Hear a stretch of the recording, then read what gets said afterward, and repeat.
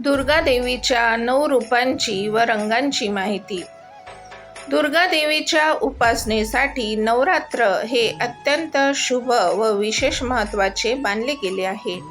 पाहूया नवरात्रीच्या 9 दिवसात नवदुर्गेच्या कोणत्या 9 रूपांची पूजा केली जाते आणि त्यांचे महत्त्व. शैलपुत्री.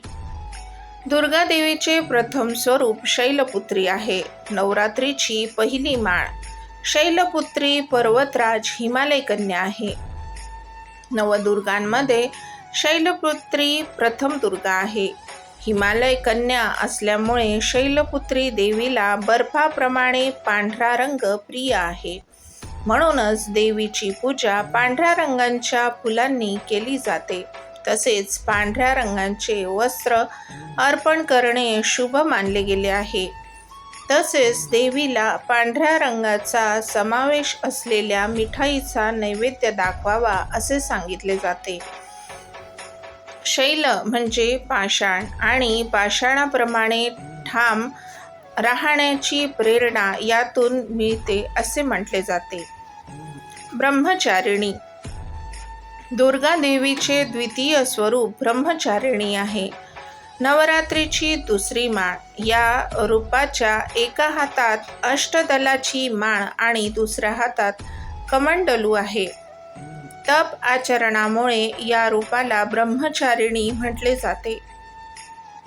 ब्रह्मचारिणी देवीने तप करताना अन्न पाण्याचाही त्याग करून निर्जळी तपाचरण केले. सर्व देवतांनी आणि ऋषी मुनींनी देवीला महादेव शिवशंकर पती म्हणून प्राप्त होण्याचे वरदान दिले. ब्रह्मचारिणी देवीच्या पूजनाने सुख, शांतता, समृद्धता आणि धर्म प्राप्त होते. विवाहात येणाऱ्या समस्या, अडचणी दूर होतात अशी मान्यता असल्याचे सांगितले जाते. ब्रह्मचारिणी देवीला केवळ साखर किंवा मिश्रीचा नैवेद्य दाखवतात तरी देवी प्रसन्न होते असे म्हटले जाते. एकाग्र चित्ताने केलेल्या पूजनामुळे तणाव, चिंता दूर होऊन प्रसन्नता, निष्ठा, आत्मविश्वास आणि ऊर्जेचा विकास होतो. यश व प्रगतीचे मार्ग प्रशस्त होतात असे सांगितले जाते. चंद्रघंटा. दुर्गा देवीचे तिसरे स्वरूप चंद्रघंटा आहे. नवरात्रीची तिसरी माळ चंद्रघंटा देवीने ललाटावर चंद्र धारण केला आहे. नवरात्रात तिसऱ्या दिवशी देवीच्या या रूपात पूजन केले जाते. भूतलावावर धर्माचे रक्षण आणि अंधकार दूर करण्यासाठी चंद्रघंटा देवी प्रकट झाली असे सांगितले जाते. या देवीची उपासना, आराधना केल्यास आध्यात्मिक आणि आत्मिक शक्ती प्राप्त होऊ शकते. यासह तिसऱ्या दिवशी केलेल्या दुर्गा सप्तशती पठणामुळे उपासकांना यश, प्रगती, कीर्ती, मान सन्मान प्राप्त होऊ शकतात असेही सांगितले जाते. कुष्मांडा. दुर्गा देवीचे चौथे स्वरूप कुष्मांडा आहे. नवरात्रीची चौथी माळ. ब्रह्मांडाची निर्मिती केल्यामुळे या रूपाला कुष्मांडा असे संबोधले जाते. कुष्मांडा आपल्या भक्तांची सर्व संकटे, रोग, शोक दूर करून यश, बुद्धी आणि दीर्घायुष्य प्रदान करते. या दिवशी साधकांचे मन अनाहत चक्रात स्थिर झालेले असते. या दिवशी अत्यंत पवित्र आणि स्थिर मनाने कुष्मांडा देवीची पूजा, उपासना करावी असे सांगितले जाते. या देवीचे निवासस्थान सूर्यमंडळात आहे. तिथे निवास करण्याची शक्ती केवळ या देवीमध्येच आहे. कुष्मांडा देवीच्या उपासनेमुळे भक्तांचा आजार बरा होतो. या देवीच्या भक्तीमुळे आयुष्य, यश, शक्ती आणि आरोग्यात वाढ होते. मनुष्य पूर्णपणे देवीला शरण गेला तर त्याला शांती आणि समृद्धीच्या वाटेवर जाता येते. कुष्मांडा देवीची उपासना मनुष्याला रोगापासून मुक्त करून सुख, समृद्धी आणि प्रगती घेऊन देणारी ही देवी आहे, अशी मान्यता असल्याचे सांगितले जाते. स्कंदमाता दुर्गा देवीचे 5वे स्वरूप स्कंदमाता आहे. नवरात्रीची 5वी माळ कार्तिकेय म्हणजे स्कंद माता असल्याचे हे रूप स्कंदमाता म्हणून ओळखले जाते. नवरात्रीतील 5व्या दिवशी स्कंदमाता देवीचे पूजन केले जाते. या देवीचे पंचोपचार पद्धतीने पूजन करावे असे सांगितले जाते. स्कंदमाता देवीचे व्रत मुलांना दीर्घायुष्य मिळण्यासाठी अत्यंत फलदायी मानले जाते. स्कंदमाता देवीचे व्रताचरण केल्यास भाविकांच्या मनोकामना पूर्ण होतात. घरात सुख, शांतता, समृद्धी नांदते अशी मान्यता आहे.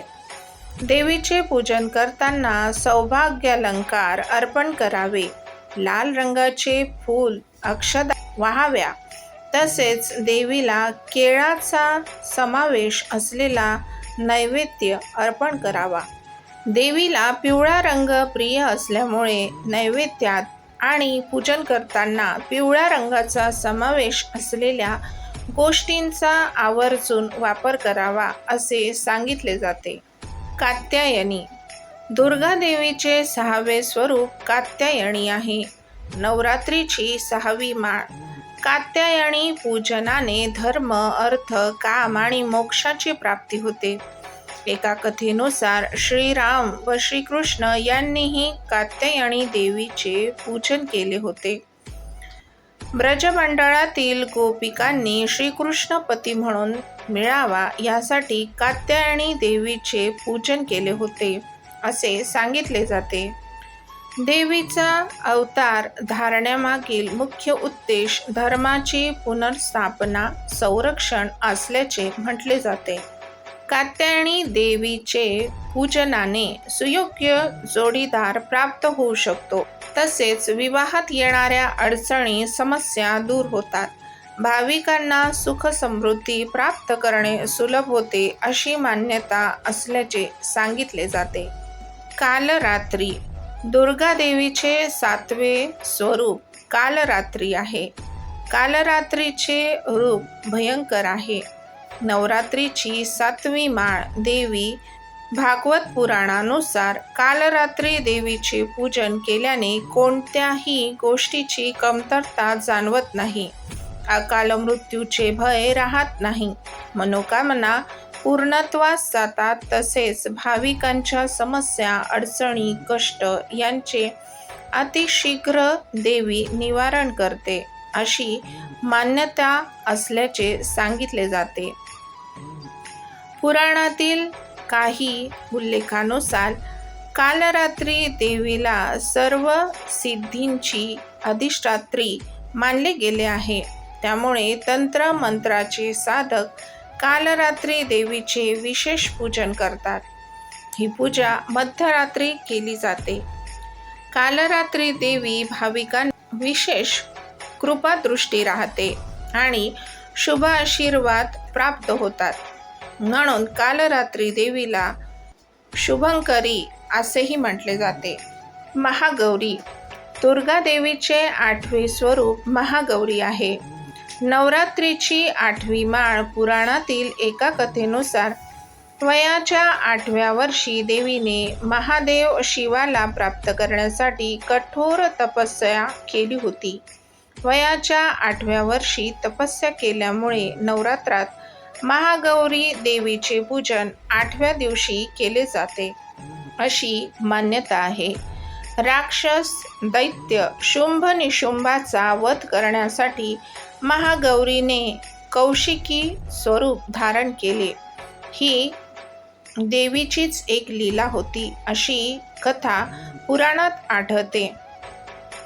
एखाद्या महिलेने देवीची भक्तिभावाने पूजा केल्यास देवी नेहमी तिच्या सौभाग्याचे रक्षण करते. विवाह जुळण्यास अडचणी, समस्या येत असतील तर त्या दूर होतात. जीवन सुखमय होते असे सांगितले जाते. महाअष्टमीला महागौरी देवीचे पूजन केल्यानंतर कुमारिका पूजन करण्याचा विशेष महत्त्व असल्याचे सांगितले जाते. सिद्धिदात्री दुर्गा देवीचे 9वे स्वरूप सिद्धिदात्री आहे. नवरात्रीची 9वी माळ नवरात्रीतील अखेरची माळ असल्यामुळे सिद्धिदात्री देवीचे पूजन महत्त्वाचे मानले गेले आहे. दुर्गा देवीच्या या स्वरूपाचे पूजन केल्यास अनेक सिद्धी तसेच मोक्ष प्राप्त होऊ शकतो अशी मान्यता आहे. देव, यक्ष, किन्नर, दानव, ऋषीमुनी, साधक आणि गृहस्थाश्रमात जीवन व्यतीत करणारे भाविक सिद्धिदात्री देवीचे पूजन करतात. देवीच्या पूजनाने यश, बल आणि धनप्राप्ती होते असे म्हटले जाते. देवी आपल्या भाविकांच्या सर्व मनोकामना पूर्ण करते असे सांगितले जाते. तसेच नवरात्रीची सांगता सिद्धिदात्री देवीच्या पूजनाने होत असल्यामुळे या दिवशी कुमारिका पूजनालाही अनन्यसाधारण महत्त्व प्राप्त होते. या दिवशी कुमारिकेंचे मनोभावे पूजन मानपान करावे आणि नवरात्राच्या विशेष व्रताची सांगता करावी असे सांगितले जाते. अशाच प्रकारचे नवनवीन व्हिडिओ ऐकण्यासाठी माझ्या चॅनलला सबस्क्राईब करा. माझे व्हिडिओ जास्तीत जास्त शेअर करा. धन्यवाद.